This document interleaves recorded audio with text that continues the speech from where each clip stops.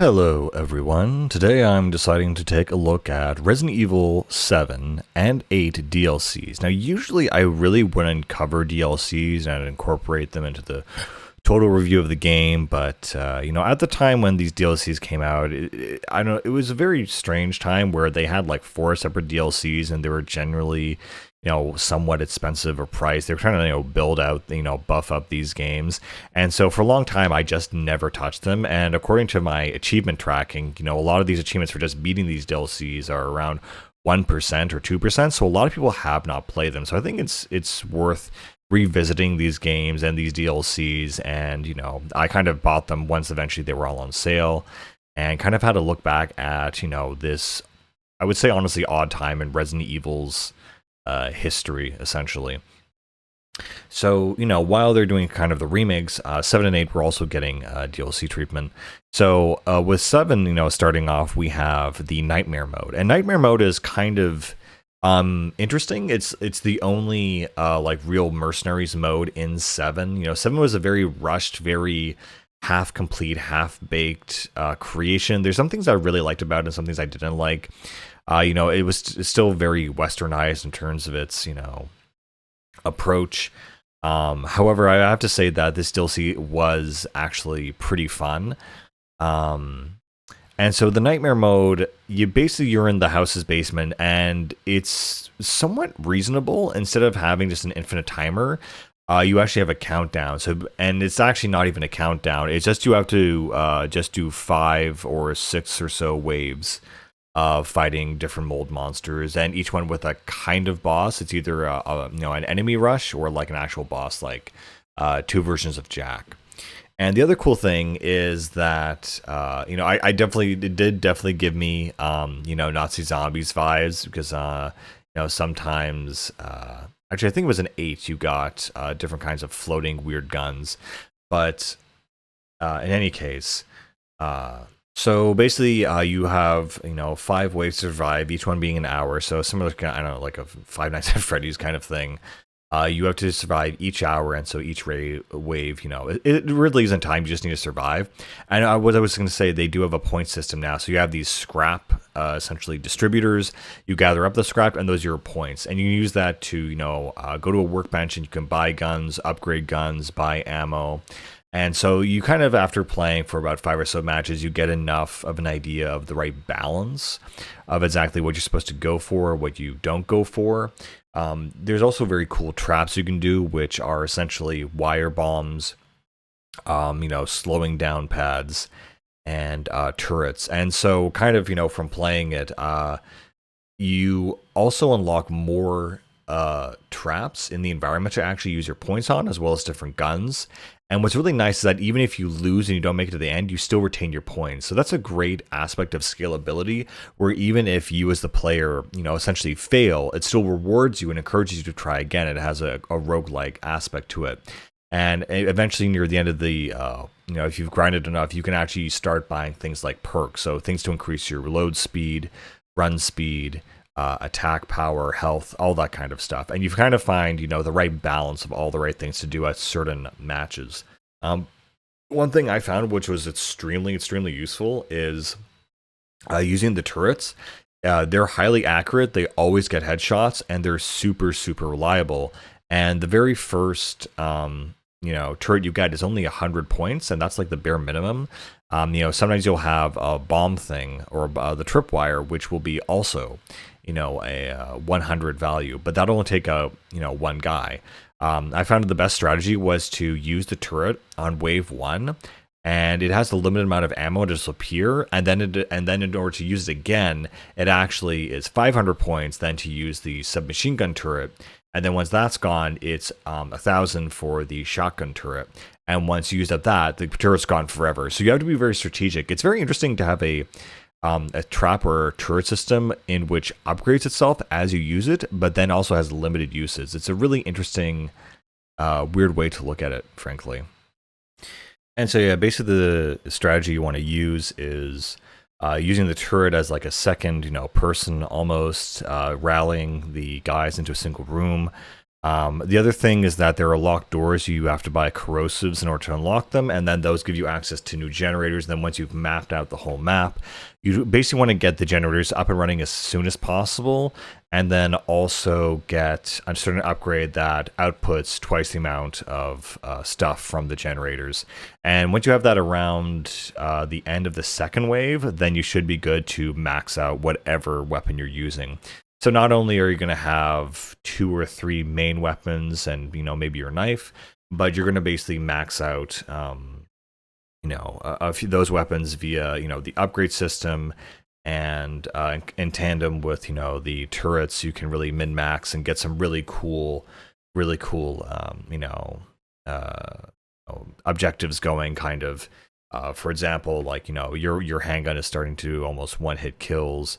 Really effective shotgunning, and also, the melee builds are a lot of fun. And anyway, again, what I love about this is no matter how many times you play it, you get a sum total of points from the previous playthrough, and you keep unlocking new stuff, which encourages the player to come back. I think it's that level of improbability or unexpectation that keeps the player returning. It's like, well, I did this, this way. Well, what if I did the strategy this way? And then, I unlock this new thing, and it keeps me coming back. So I really like the Nightmare mode. I mean, it's definitely not as good as the other Mercenaries mode, who are much more intense, much more high stakes, high speed, time focused events. But this one was not a bad take on that mercenary style. They at least did it for the modern Resident Evil game, which I can appreciate. And it just ends with, Jack being defeated in his second form with the giant scissors. And, he just basically goes down. And it was just fun trying out different variations of, of stuff and different, strategies. It was a pretty decent mode, honestly. And I actually should mention that Nightmares is part of a compilation of different mini games, really, called Banned Footage. Another one, you're playing blackjack with what was it?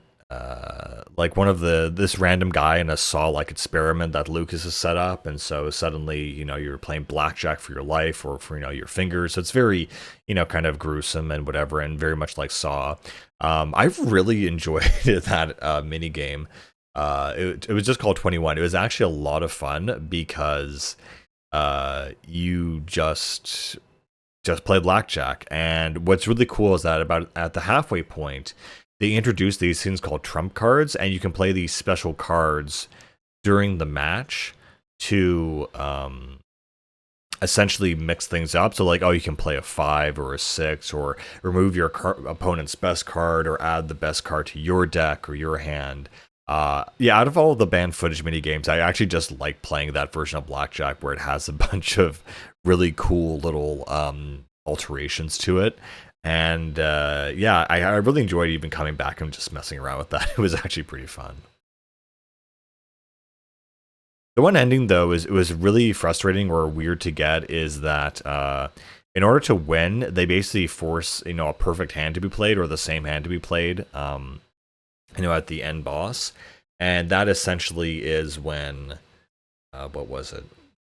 Like, they give him a perfect hand, and the only way to really deal with it or whatever is the fact that you have to like play a card that gives the opponent the best hand in the deck. And I failed that so many times until I just had to look it up on YouTube. And that kind of was an overarching theme with a lot of the Banned Footage or 7 DLCs, is that despite them being so short, a lot of them were just very complicated and very stupid. For example, the second one, which is I forget what it's called, but it's the one where basically Marguerite, she straps you into bed and tries to feed you food.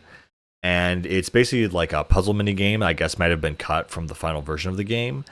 And so you basically have to get out of bed, solve puzzles in the room. Some of the puzzles that you're solving will activate noises, and so you have to get back into bed and put everything back the way it was. So that was kind of a cool little, mini game, or a certain style of game that was a little bit different. And so not only do you have to put everything back, but you have to continually have to stop from getting caught and everything. So one time I actually sat down in the bed but I forgot to put on my strap again to pretend I was still locked in. And she I put everything back, but I forgot that one thing, and she got mad and angry, and that was kind of cool actually. She always has different dialogue depending on what you mess up about the painting or the clock or whatever. But and so just it's a multi-stage puzzle, and it was like pretty decent, pretty fun or whatever. No combat. But what was super annoying about that segment is the very end of it, which I failed probably 3 or 4 times in a row, and you have to redo the whole thing. I mean, once you've done it a few times, you're really proficient at it. But it kind of ends with you in the other room, and you have the key for the trapdoor under the bed. But in order to get in there, you have to press the special button on the desktop and move it. And by that point, you've made a noise, and she's up there, and she's going around, and she's saying, "Oh, where is he? Where is he? I'm going to kill him." And so Ethan says, or no, sorry, the other character who we were playing as, Clive or something, says, "Oh, I've got to use my head." So I thought, okay, she's in the other room. It's under the bed. Maybe I can go. I'd first tried going out and sneaking. Then that didn't work. She just immediately comes up and kills you. Then I tried going to like the side of the wall where there's a hole in the wall. Maybe if I could, see something or throw something through there, I could distract her. No, you can't throw anything. I was just like, okay, how do I use my head? I don't understand. What do I do? And so apparently what you're supposed to do is that the knife you get to solve the puzzle to open up the little like box, apparently you have to equip the knife when you leave the room so that you can stab her in the throat when she jumps on you. That's how you use your head. Just stupid. And again, I had to look this up because I had no idea, like, what do I do? Literally what I do. There's a puzzle to solve here in the puzzle mini game. No, you want to equip your knife for, offensive attacking. It's like, of course. All right, sure. And so that was the second one. 21 was the third one. And the final part of banned footage, which was the first slew of these mini games, was Daughters, where you actually play as Zoe, I believe. And you basically have to do this stealth section where you kind of, find, it kind of shows, oh, your family, they're all nice and whatever.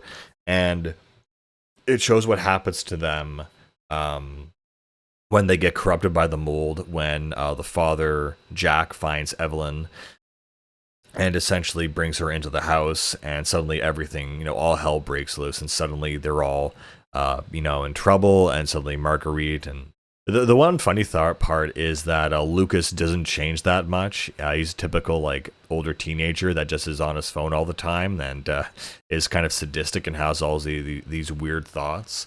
And and so you basically go through that, and it basically ends with, oh no, they're all evil, they're all crazy. But then it has this weird thing, and again, so we've had an action mercenary section, a puzzle section, a blackjack section, and now a stealth section, kind of story based on the actual story of the game. And what's weird is that when it ends, it's like, oh, you got the bad ending, but if you do something else, you might get the good ending. And I'm like, I've had an issue with with every part of this DLC so far. So in the kitchen kind of thing, or not the kitchen, but in the little puzzle section, I had to equip a knife to use my head. In the blackjack section, I need to play the one trump card that make no sense, so that the guy busts out instead of him having another trump card to revert that trump card or whatever.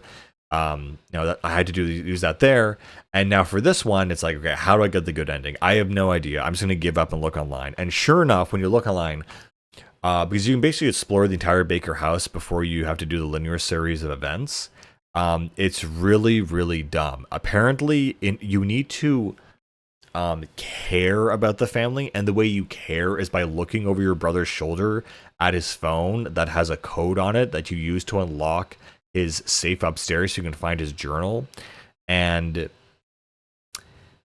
like, it just made no sense to me. And also, even when I looked at his phone, as it's said to do in the guide, it's what you're supposed to see 1011 or something, and I literally couldn't see it. Like, there was nothing on there. It was just like a static image that he was moving around and looking at. And I thought, I have no idea what I'm supposed to see here. So I just used the code anyway from the guide online, because it doesn't make any sense to me. And so I enter it in, and yeah, you kind of get all this memento kind of thing and whatever. And I think I also need a lockpick or something. And it's funny that so once you've done that, later when you're escaping and trying to sneak through the house, there's this red lockbox where if you go to it and open it, it then has like the special key to escape the other way or something. Oh yeah, throughout the back door instead of the front door. And so the stupid thing about it is that that red lockbox is also in the exact same place, but you're just not allowed to open it unless you read the sentimental heart message from your brother.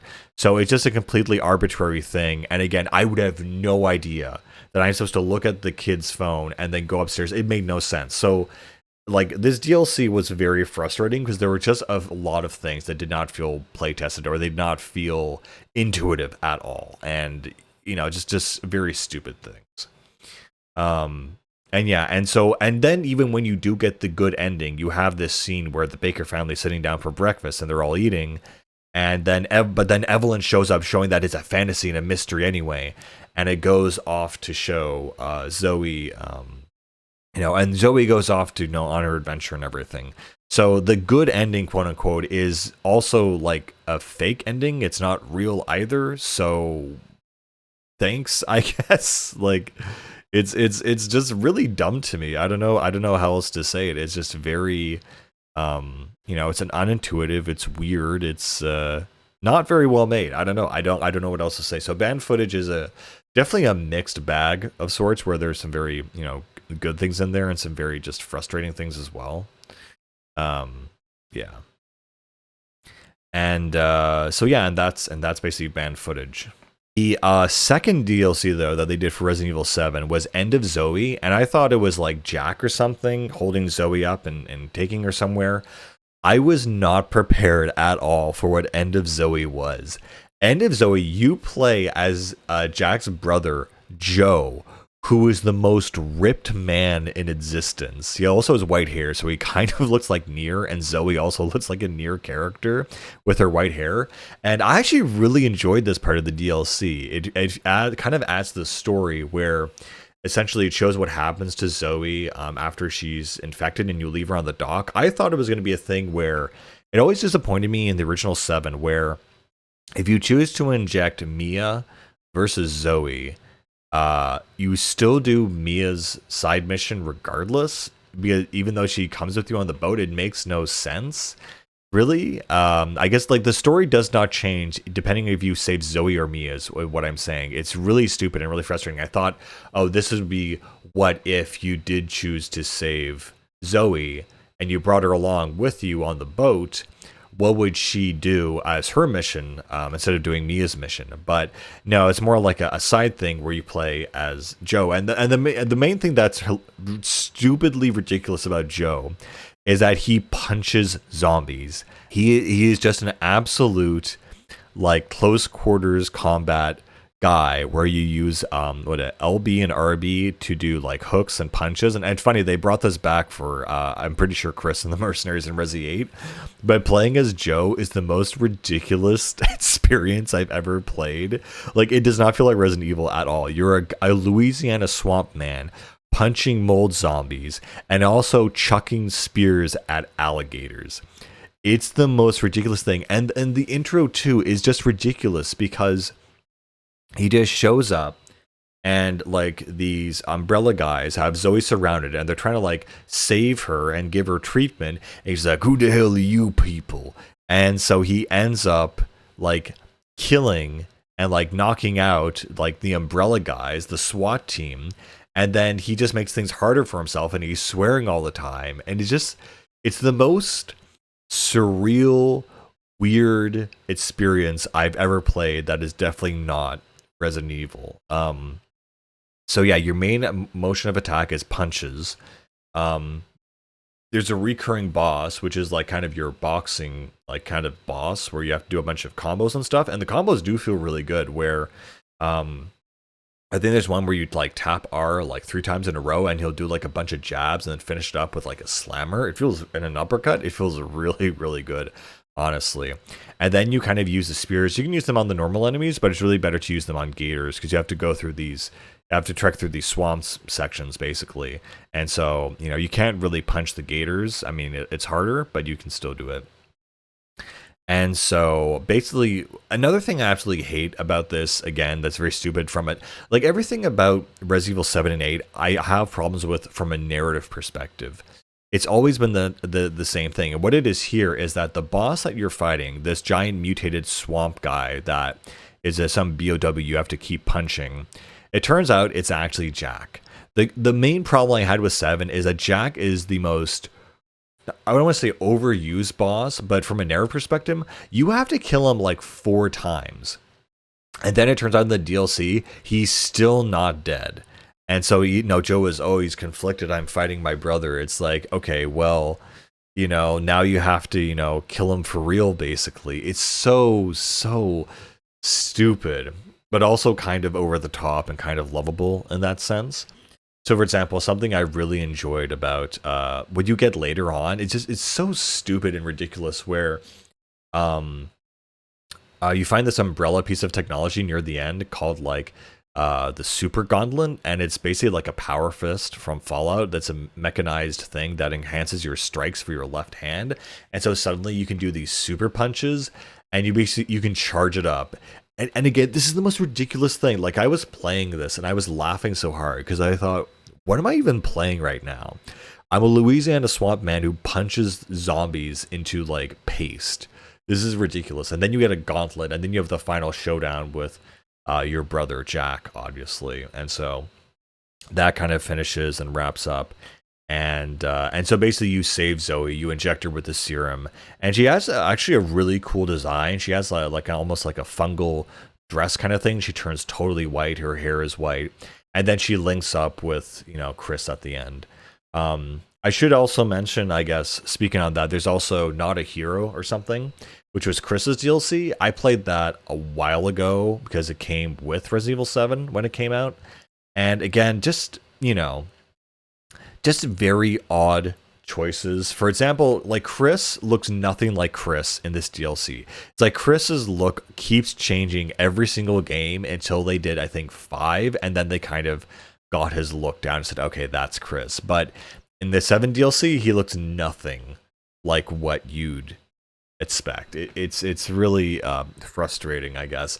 And then in that DLC for Chris, it's basically more combat, puzzles. You have a bunch of upgradable stuff, basically. Chris is kind of like the veteran badass character, and the same thing in 8, where at the end of the game you get to play as Chris in this SWAT solo mission, and you get to play kind of the action part of the game.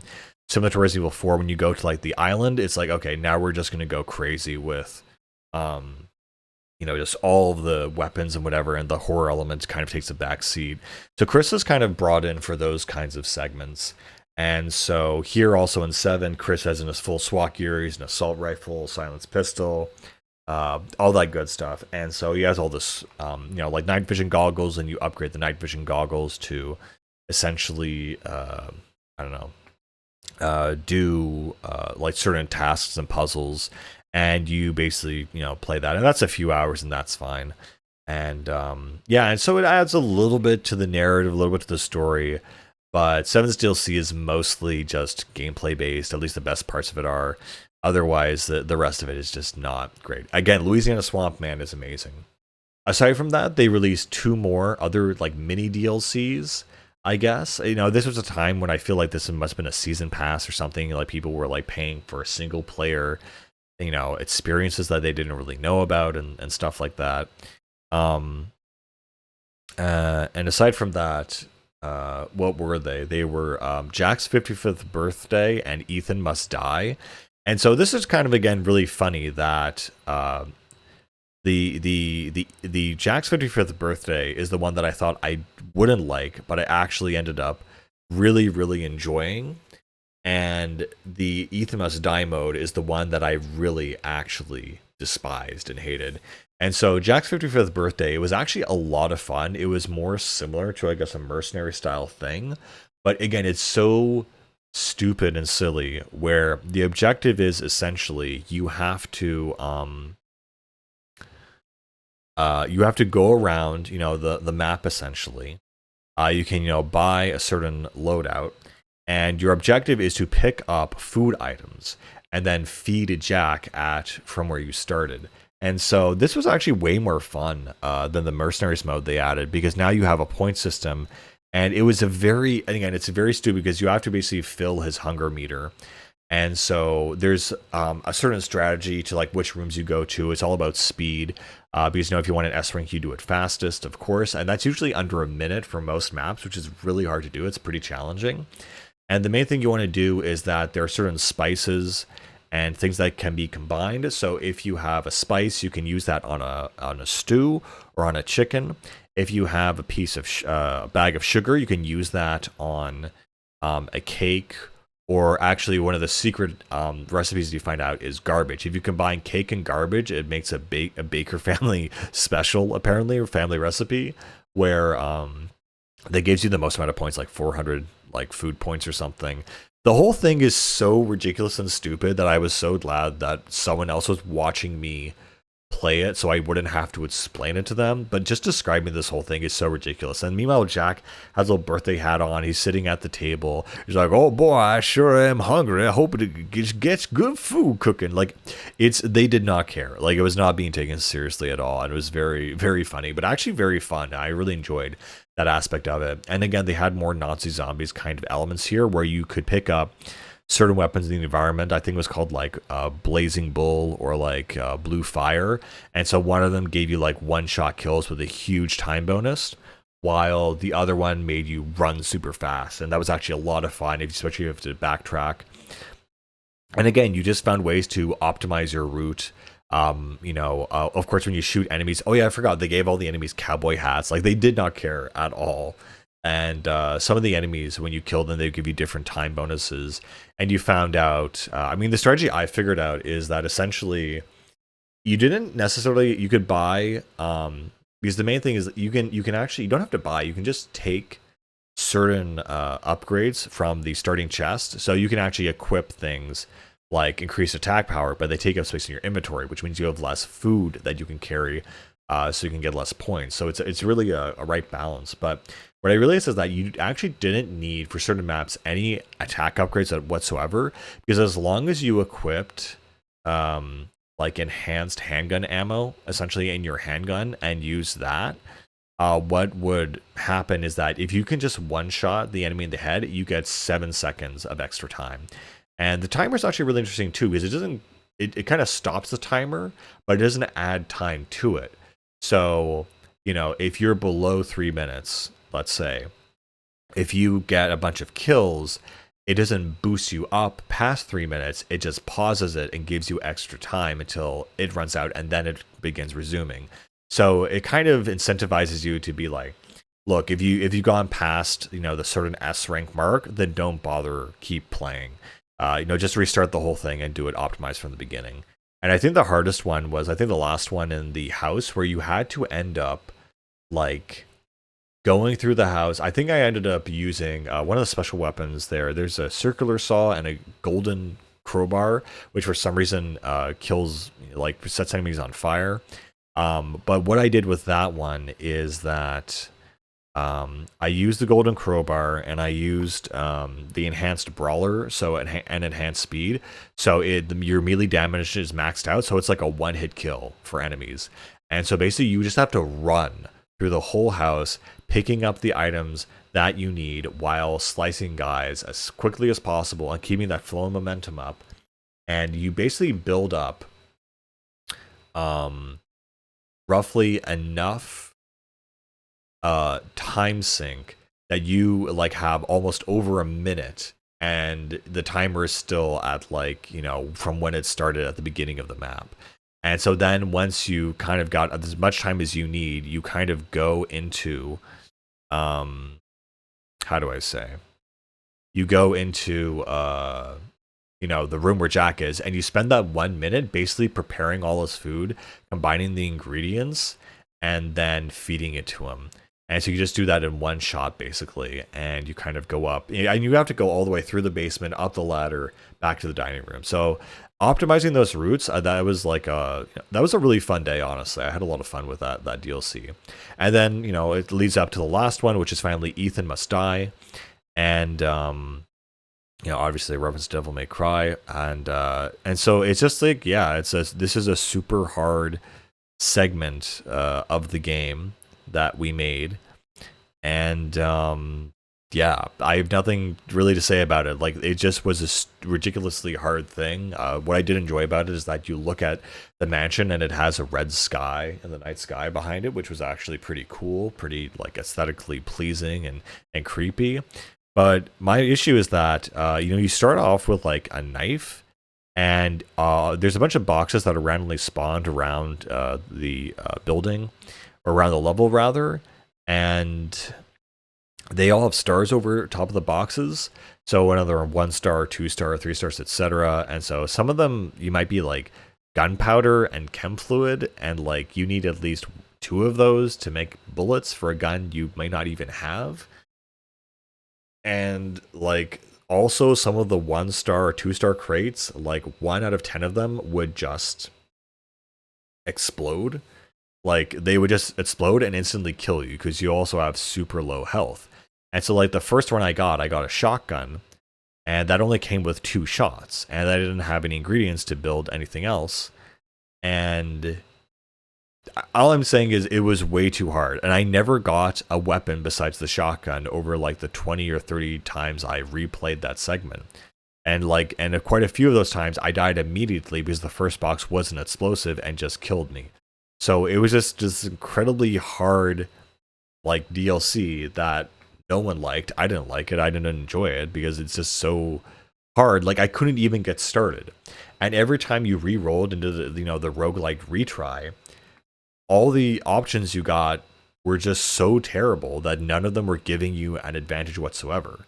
They were all like ingredients to make a potentially good like piece of ammo or something that potentially might help you later down the line. But when you keep dying in the first like area or to the same enemy like over a dozen times, it does not make sense to keep playing. So I just thought, oh cool, well that's garbage, I guess. I'll see you later, bye. And yeah, and that was that basically. And that pretty much wraps up the Resident Evil 7 DLC. Definitely a mixed bag. Some surprisingly fun segments. Not great story additions, but at least they did add it, and they tried to make 7 a decent game.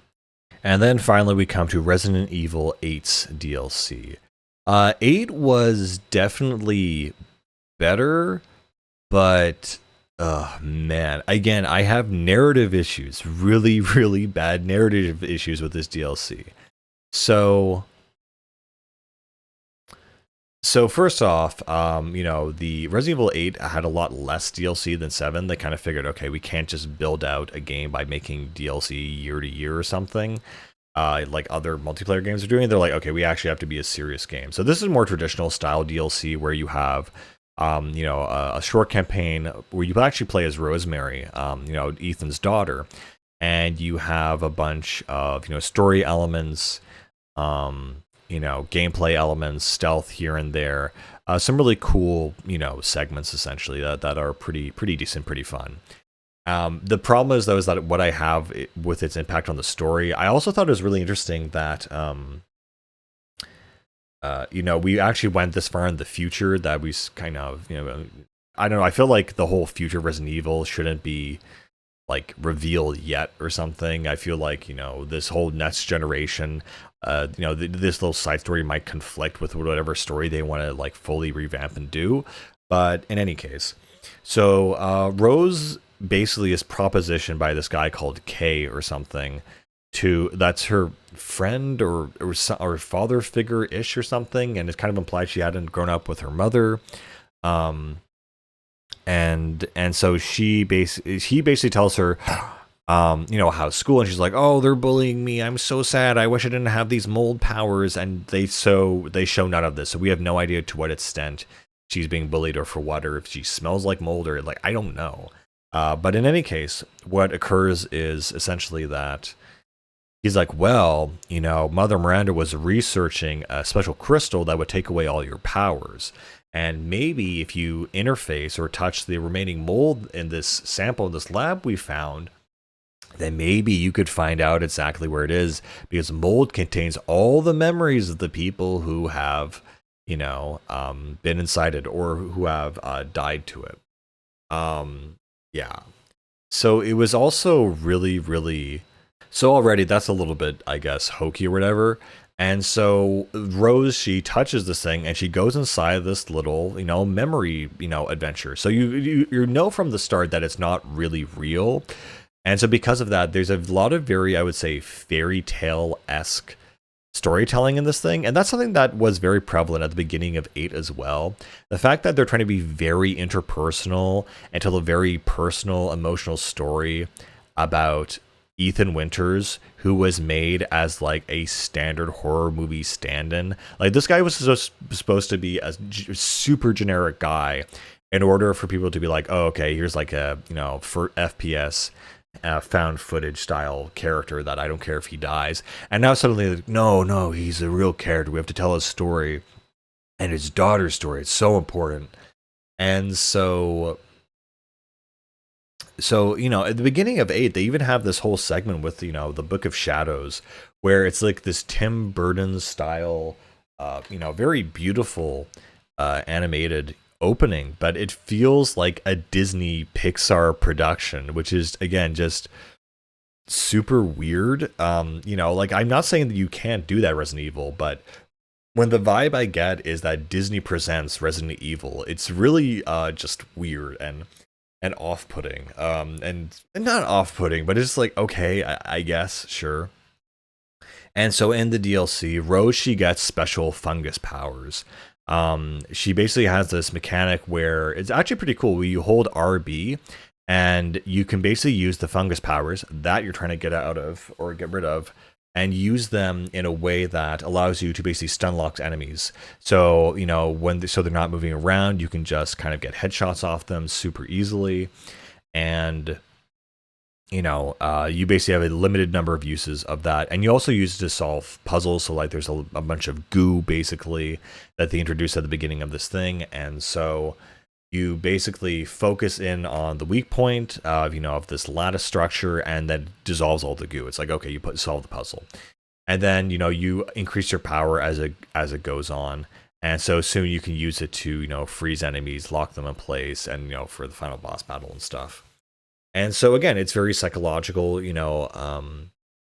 When Rosemary wakes up, she's in the lab that she was sitting in, and then she ends up going into the castle. And so basically they're reusing all of the maps from Resident Evil 8's campaign, which I think is totally fine as a DLC thing, because I do love those maps. I love the interior of the castle, and I want to go back there, basically. I was glad that we were able to do that with this DLC.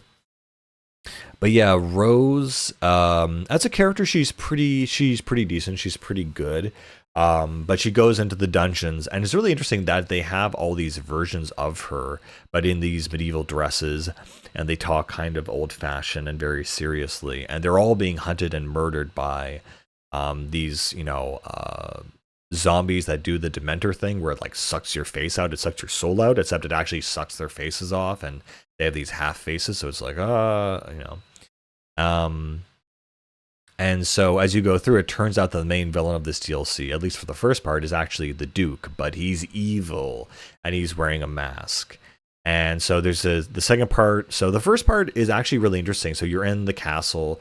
It's actually very much combat focused. And so you're doing the typical thing where you're getting, the handgun ammo, the shotgun, just puzzle solving, like the traditional experience. And basically you are thrown into this Colosseum where the Duke sends his champion after you, and basically using your special powers, you're able to defeat him by hitting the giant glowing orange weak spot on him. Who would have guessed, right? And what's interesting is then it goes into another segment where you go back to Benevito's puzzle house, basically. And so very similar to that whole segment with Ethan, where he's fearing the giant baby that's coming after him, which I guess, funnily enough, is Rose, or his idea of responsibility of fatherhood. Rose now has to confront Evelyn essentially, or no, sorry. First she has to like go inside this little doll maze, so it's all stealth and sneaking around. So it's not exactly horror, but it is kind of like you know, more creepy and whatever. And they try to do the whole creepy doll thing, I guess. And so there's this one cool part where actually you're shrunk down to the size of one of the dolls. And so you basically have to sneak around them or else they kill you kind of thing. And at the end of that, Evelyn shows up and you realize there's this thing inside of you or this part inside the mold that, you know, is a part of you. And so you have to contend with that. And so Evelyn was also kind of nifty as a boss fight where basically you have to hide behind cover when she lets out these blasts and then come up when she's done and basically hit her with your fungus powers. You gotta trust the fungus, Luigi. And then after that segment, you kind of have the final segment, which is kind of a story-based scenario where you kind of find out what's going on, and it's kind of like a couple giant boss fights, basically. And so what happens with Rose is you know, oh, and I forgot the whole time she's been being helped out by this guardian angel that she calls Michael because she has this magic writing on the wall. Again, everything feels so very Pixar and Disney-esque in this whole thing. You know, she has this person guiding her and helping her, and he can only write a few sentences in like this golden script, but then he also spawns things like, you know, ammo and supplies. Then, of course, at the end, it turns out, oh, it's actually your dad, Ethan, because his memories, he died in the mold and now he's here. And so he basically comes in and helps you and saves you.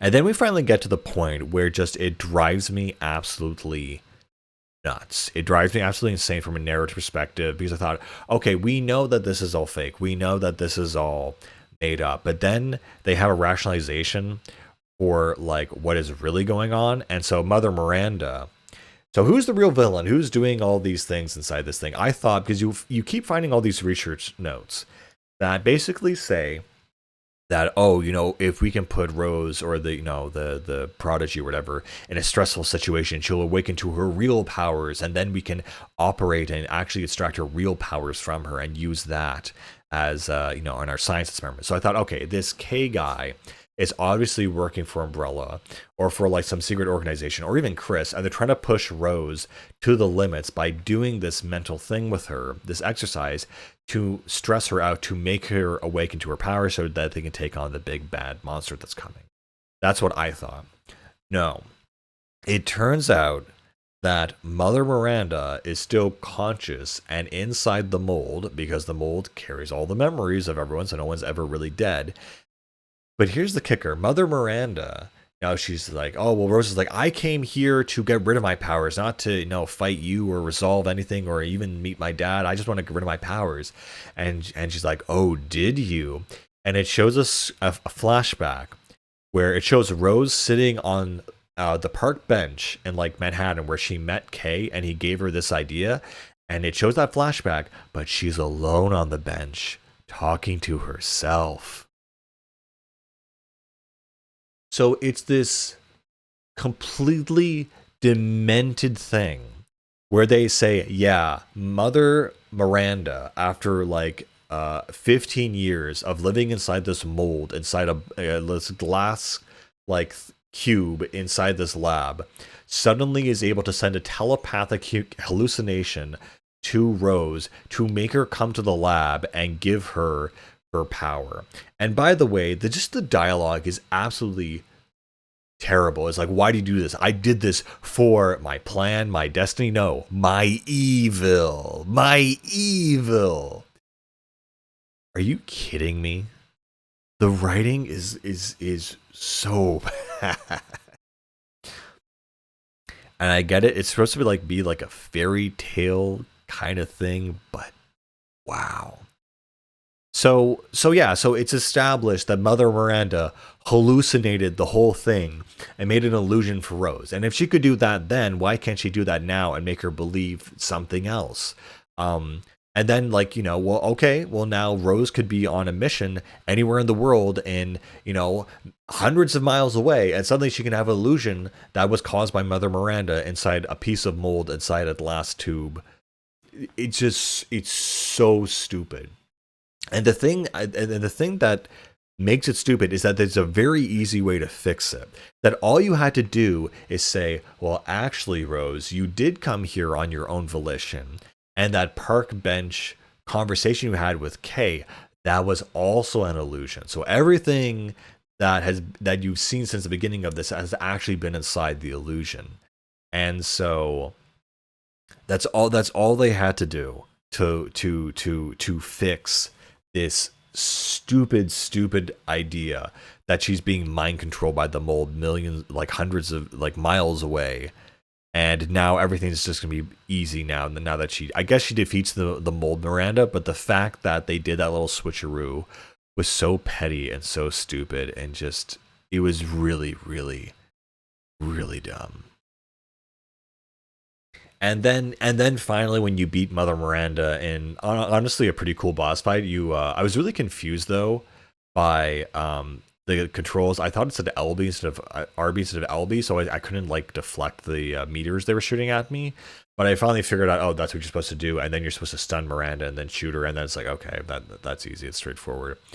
But at the end, when she dies again, she says, "No, this was all for my evil," and she perishes, and it's just the cheesiest, worst writing. I mean, I guess they could argue that this isn't the mind of the mold, which is why the writing is so cheesy and like one line and fairy tale bad.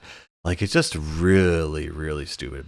Oh, and it turns out the Duke was also a mental construction inside the mold as well as Evelyn, and it's like, okay, that sounds something like a mastermind scientist would do, but no, it's Mother Miranda that's doing this, who's having all this scientific thought put into this, and just it's a very weird, I don't know, misdirection, I guess. Um, and then finally, once it's over, she wakes up and she's like, "Oh, I'm in the lab all by myself," and then she ends up taking like the it plays the last cutscene of the game, of the base game, where she ends up taking the bus to put flowers on her father's grave, and we get to see that again. It's like, okay, cool. The other thing that also I found very funny is that in this DLC they also released third person mode, so you can basically see Ethan's face. And it's funny because I thought, okay, cool. So now we're going to get to see Ethan's face canonically in the DLC, because there's this whole section where, she's trying to defeat Mother Miranda, and Ethan's like, "No, Rose, like, I'm here to help you." And they have this heart to heart conversation, this talk. But as they're having this talk and this conversation, it literally will not show Ethan's face. It absolutely refuses. It puts his arm in the way. It puts his whatever in the way, Rose's hat. It absolutely refuses to show Ethan's face, even though we can basically see it in the third person DLC. It's absolutely like ridiculous. It's so stupid. Like, just show us the guy's face. We can basically see it anyway. And again, the whole thing about Rose is that, I mean, she's fine as a character, but this does not feel like a Resident Evil game. This whole fairy tale-esque, I need to find my dad and defeat the big bad witch. Like, again, that's okay, that's fine, you can do that, but it's not Resident Evil, and it's just very odd or weird why they've gone in this direction. Like, I'm all for more narrative-based storytelling, but I just don't know if it fits the tone. And it's like, oh, Resident Evil's changed, oh, I'm old now, Resident Evil's different, used to just be about the survival and the horror and the good its camera angles, and now it's about fairy tales, I guess. So yeah, I don't know. It's all right. It's fine. I mean, it's not bad. It is not bad. It's just very different, and something that,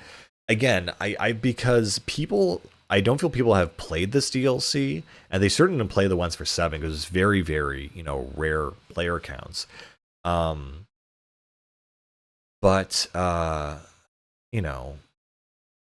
what am I trying to say here? It's when Resident Evil 9 gets announced, and if it's like Rosemary and a bunch of other characters like Jake Mueller, and it's all based around this fairy tale like setup, like people are going to be very very confused. Is what I'm trying to say. Like it makes no it's not that it doesn't make sense. It's just that it's very very weird. It's very off tone. And so when people see Resident Evil, it's not going to resemble Resident Evil. It's like we've gone in a totally different, it's like they've gone in a different direction, but not totally a different direction. They're kind of like in a half step.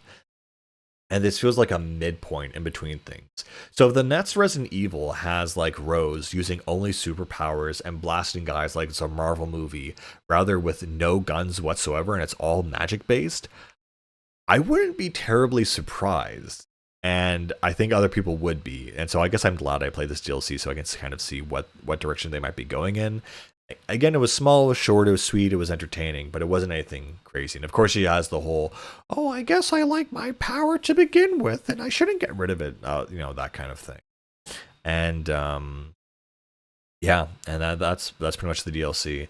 And I guess on the third person mode, I really enjoy the third person mode. It actually made me replay the campaign, which is very much kind of nudges and encourages you to do that. But there's just certain parts in the campaign that just feel like a slog. They slow you down. I hate doing the opening sequence and having to go through everything. And, I'm glad that the map shows you when you haven't found everything in the room. But I feel there are some sections where I literally, like, it is so unintuitive where some of these things are, that it's really frustrating and feels like a time waste. And I just want to get, I understand they want me to turn the main story into like an action thing where you repeat it, you get a bunch of points, you get an unlimited weapon for certain ammo, for certain weapons, but it also feels just super tedious in some of these scripted walking sequences that get in the way of a pure gameplay like experience. But that it is what it is, I suppose.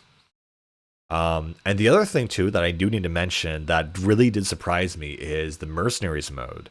So they added Ethan by default when you get the DLC, and they also added 2 new maps. And I thought, okay, that's not really exciting. That's not super cool. That's very whatever. You still, okay. But there were 2 new character slots, and I thought, okay, well, this might be interesting. I'll just play it. And so playing as Ethan was interesting. He has a very different moveset. So again, they kind of import the fighting punching mechanics from Joe from Resident Evil 7 DLC from End of Zoe. And so Chris, good old Boulder Punch Chris, he's back and he's punching zombies left and right. And you can, of course, upgrade left hook, right hook. So it's kind of interesting that your left hook is kind of like a wide sweep for weaker enemies, and your right hook actually has an area effect that's for like stronger enemies. And then he has this onslaught mode where you press LB and RB at the same time, and suddenly you can move really fast. Even your bullets do more damage. And if you're using that, and then of course you can, punch more, punch crazy. And of course, the more punches you use, the higher your onslaught thing grows. Guns also do that, but not as much. And so playing as Chris was actually a lot of fun, but I was absolutely not prepared for the rewards I would get. So after I got like A rank and S rank on the last 2 levels as Chris and Ethan, or I think it's just Chris, I was totally blown away by the 2 last characters. So you get to play as Heisenberg and Lady Dimitrescu. I don't know how I didn't know this or I wasn't spoiled about this, but I was absolutely blown away. Because again, I haven't been used to finding out about playable characters in games for so long. It feels like a Smash Brothers immediately thing, where like challenger approaching. I thought it was the coolest thing that I could play as Heisenberg and Dimitrescu. I was just no way. There's no way. And each one of them, they have their own like cool move set. So Heisenberg has his hammer, which you use RB to swing around and do like a ground pound. But then he has 4 different RT attacks and you use the D-pad to change between them. One of them are saw blades. Then there's like scrap metal for projectiles, which you can like kind of bundle up and use a lot of them. There's one where he spawns a soldat soldier with a giant charge thing, which goes like in a complete like front forward direction and kills everything in its path. And then you can also shoot out flashbangs. And you can also create this magnetic field so you move slower, but increases the amount of stuff you can throw. So Heisenberg, playing as Heisenberg is really fun and feels a little bit overpowered, but playing as Dimitrescu is extremely overpowered. Like, you actually feel like a boss and almost invincible, and you're almost guaranteed an S rank. Like, she is the equivalent to what Wesker was in Resi 4. She is just this super, almost broken character that feels really fun to play as. And so you press LB and RB to kind of swipe her claws around and do all this stuff. And what I love about her is her freaking boosts, or the items you get, because she doesn't have ammo, neither does Heisenberg. What she does have, though, is she has the sanguinus, or the blood mixed with red wine, that you actually find in one of the one of the puzzles in the mainline series. She actually uses that as an item, and what I love is she'll like toast it and say cheers, and she'll take a sip of it to refill her health. And the other one is she'll take a thing of lipstick out, and she'll apply it to herself, and that'll increase her thrill meter, and her thrill meter basically increases damage and the amount of times you can use your special attacks. So if you press L and R, or just R by itself, it'll shoot a projectile of like flesh-eating flies at the enemies, which is basically your one projectile attack, basically. The other one, though, that absolutely kills me, and I love it, is the vanity, or the cabinet. So in that cutscene where she throws the vanity against the wall, that's actually a move, and it actually is super OP, because you can throw it through a group of guys, and it'll go through all of them and kill them. It's a huge AoE, and it's a giant cabinet. Like, they did not focus on making this character fair or balanced at all. They focused on making her fun, and she is so much fun to play as. The other thing I should have mentioned is that she is 9 feet tall. So when you're playing as her, you actually notice you are super, super tall. Like, when you're in the room with the Duke, you're actually looking down at him. It's actually crazy how powerful you feel by being that tall and by feeling like that character. And as you go through the environment, again, it feels really, really good. And again, like, her biggest disadvantage is actually her height, because every time you want to enter through a doorway, you have to crouch in order. So you can't just sprint through doorways anymore. You have to crouch in order to get inside buildings. And it is actually a lot of fun to play as her, and it's super ridiculous. Oh my god, if you hold RB, you do this huge swipe. You can hold both of them together. You do like a scissor swipe thing, like Lust. And then if you hold LB, she will charge an enemy, almost any enemy, pick it up by its throat, and slam its neck into the ground and instantly kill it. It feels amazing to play as Dimitrescu. It feels like you do have the villain's powers. You're just almost unstoppable. And playing the last level, or the last wave of the last level in the Mercenaries, you kind of have to go through the whole castle, so you do feel like the villain. It feels really, really great. It's just so much fun. I'm just almost in shock at how good it is and how enjoyable it is. Also, Heisenberg, I forgot, his idle animation when you're not doing anything, even if you're moving, he'll like start smoking a cigar just out of nowhere. I just thought that was really cool, really funny.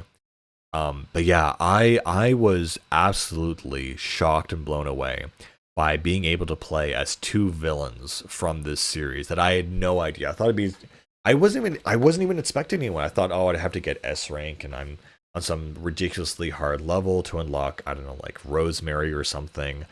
But no, I was pleasantly surprised. It was really, really cool to play as those two characters. And again, to that point, I had no idea that these characters even existed as playable characters in this game. Like, I feel that'd be a huge deal. People would be talking about it. But to that point, people don't seem to play the Resident Evil DLCs, at least the new Resident Evil games. It's just something people don't seem interested in doing. And I can kind of understand that, because 7 and 8, they're good, but they're not great. And people in general, I don't know, I guess the DLCs weren't that well advertised or not that appealing. So when I went to this DLC, I was very glad that it was unpopular because it was a complete surprise that I could play these two characters and they were a lot of fun. Um, and yeah, I think it's a little bit, disappointing and sad that people are not playing these. Again, when I was getting achievements in these things, I was getting 1%, 2%, like those rare achievements, where if they are rare, they tell you the percent of it if it's below 10%, I believe. And so, yeah, I was just playing them and just absolutely, shocked at how much fun they were to play as and other things. And again, I think it's really interesting to see the direction that Resident Evil is going, because it's really not, what people would expect. It's definitely not the same as, as it used to be. And I think it's really at least interesting to mess around with these things and just see what they're like. And again, each one of these things, it's a few hours in length, so compiled all together, they're probably the same length of a full-fledged game. But yeah. Anyway, I think that's kind of my review of the DLCs. Maybe a little bit longer than I thought. But again, it's interesting how, these are things that feel like unplayed games. They almost feel like hidden gems. Like, oh yeah, it's DLC to like, that game that was kind of okay. And a lot of people don't beat games generally. So, and I think that trend is becoming more and more widespread. So it's just interesting how, the fact that people don't even beat base games. Well, why would you play a DLC? It's like DLC is like the extra sandwich for people who consumed like the basic part. So as most gamers would go, they would not play these. It's like, oh well, I had to have beaten the game to play this, or why would I buy the DLC or play the extra part or the extra toasted bun for the sandwich when I haven't even tried the first sandwich yet? And it's this feeling of guilt, I guess, that like, well, I'm not supposed to play this. So I don't know. These DLCs are for only the hardcorest of hardcore. Anyway, freaking Mother Miranda, K didn't exist. It was all in your mind. Besides all that stupidity, all these DLCs were pretty average, pretty good, pretty fun. If anything, they gave me something to yell and complain about how stupid the narrative was, and they were definitely decently fun puzzle solving experiences. Mercenaries was decently fun. Learning how everything kind of flows together and works. Chris is probably honestly my favorite to play as. Dimitrescu is fun, but she's also incredibly cheap. Chris feels a little bit more balanced, guns and different kind of attacks. He just feels really good. And Heisenberg is actually a lot of fun. Using the friggin' Soldat is just, it feels so cheap. And yeah, that element of fun that I haven't felt in a while, I'm really glad they were able to make it with this game. And it makes me think back to like Resi 4, the Mercenaries mode, which they pioneered in there. I mean, it's still really a classic, but it's something you only played like a little bit and then you kind of moved on. And that's how I also feel with this one, that, you play it, you kind of find out all the mechanics, you have fun with it, but you don't really need to master it. It's like, oh, that was a cool thing that they did. That was really neat. Anyway, I'm excited to see what the history or the future Resident Evil has, if it's going to be more fairy tale based kind of stuff like this. But either way, I think the series, it's kind of in a middling point, but it's still there. It's still doing interesting stuff. But we'll see what the future holds. Anyway, guys, that's all I got to say about here. And I'll see you later. Bye.